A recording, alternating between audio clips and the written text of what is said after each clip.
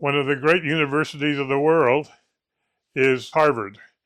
And there's so many good things that they've done even before the revolution because they started in the 17th century. Now we have a situation where there's a heavy controversy between the Trump administration and Harvard, as you probably read. And initially, my instinct is, being as someone who loves the academic, gee, I want to be on Harvard's side, and I can't.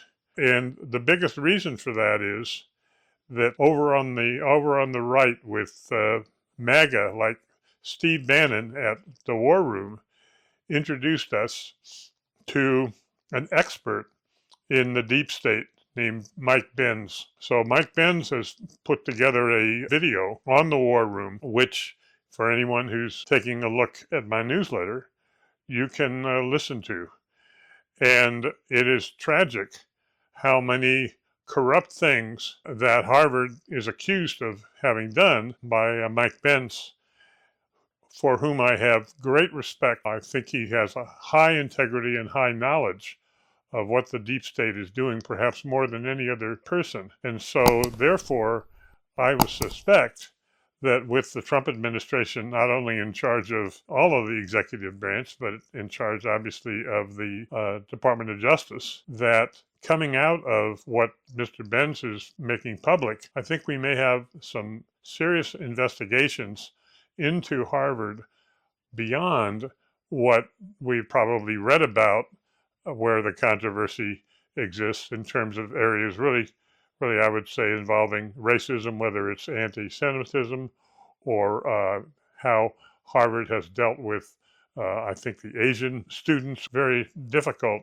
for me to suspect that Harvard has been involved, but that's the way it is. And as I also say in the newsletter, this will have, I think, some investment impact.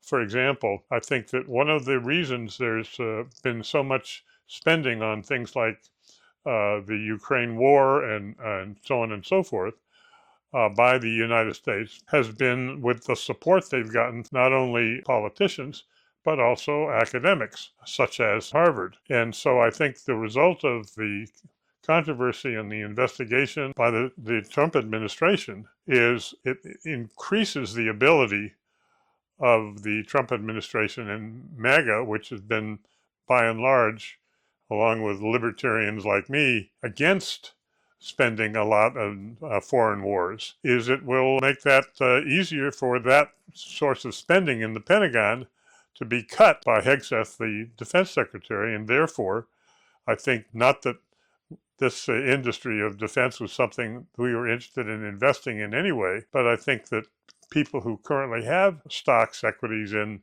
that area should take a look on just getting out of everything having to do with defense. I think can have an investment impact, both positive and negative. On the negative side, I think anybody who wants to have stocks in solar power or wind power should seriously consider about getting rid of all of that.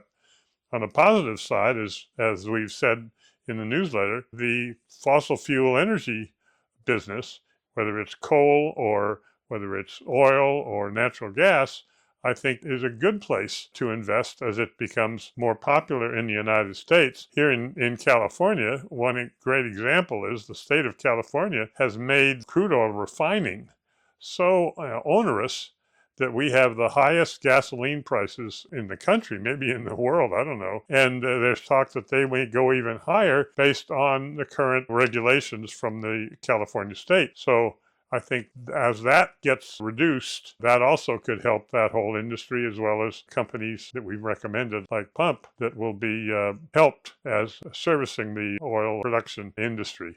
So that's why I think, as tragic as it may be for those of us who have such respect for Harvard in the past, it's a very good thing that Harvard will be under, I think, severe and appropriate investigation.